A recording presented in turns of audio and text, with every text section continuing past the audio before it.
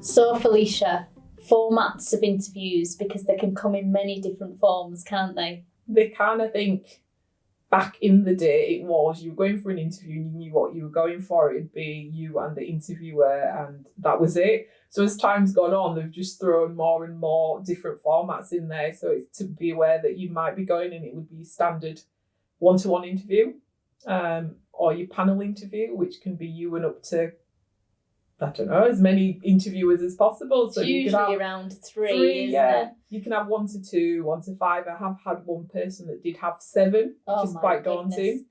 But definitely when you are going for a panel interview, it's to be aware that they'll all ask you questions. They'll have a different role within the interview. So you might have someone from HR, someone that's a department head leader, it could be someone that's a company leader there, and they will all be looking for different things and ask you different questions related possibly to their role.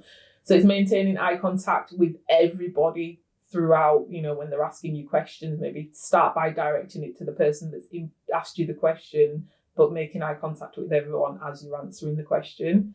Another one, your assessment centres, or termed others by other people. Yeah, these are new and trendy, aren't they? Well, they're not so new.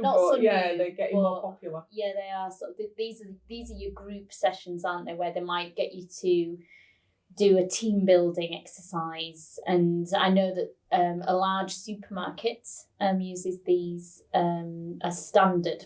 And the format is that you are invited to your interview with many other people, and then you all go in as a group and you get given a team, you get split into groups and you get given a team building exercise. So it could be one of those, where you've got to build a bridge out of newspaper. Yeah, there'll be something to do with balloons, I'm sure, in there.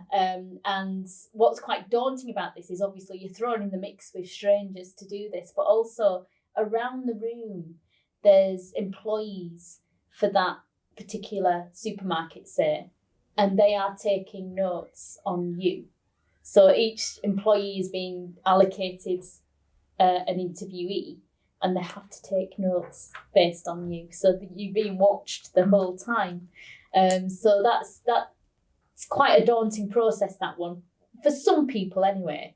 Some people really thrive in it, but I think it's worth finding out if that's what's going to be part of the process, so you can prepare for it and feel as little nerves as possible with that one. And then one of the almost newer ones I've come across is the audition.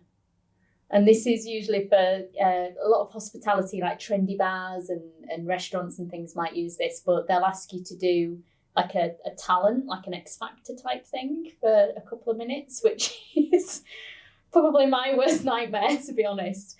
But yeah, they exist as well. So I think it's really worth, isn't it, just checking in advance what kind of interview to expect, so you can prepare for that as well.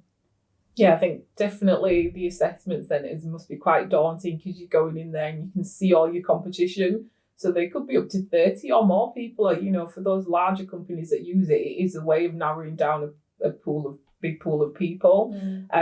My thing would be that no matter what the task is, you try and get involved. If they're asking you to stand up and give a presentation on something, it's not about how good you do the presentation. It's more based on, does that person have the willingness to get up and give it a try, rather than just maybe being uncomfortable and saying that you're not doing. So whatever they're asking, give it a try. Don't always feel that they're looking for someone to be the leader. If they've set a task with a group, they're not always looking for someone to take lead. They're actually maybe looking more how you communicate with the rest of the people within your group, how you take on other people's ideas. If you're giving instructions, do you give them clearly?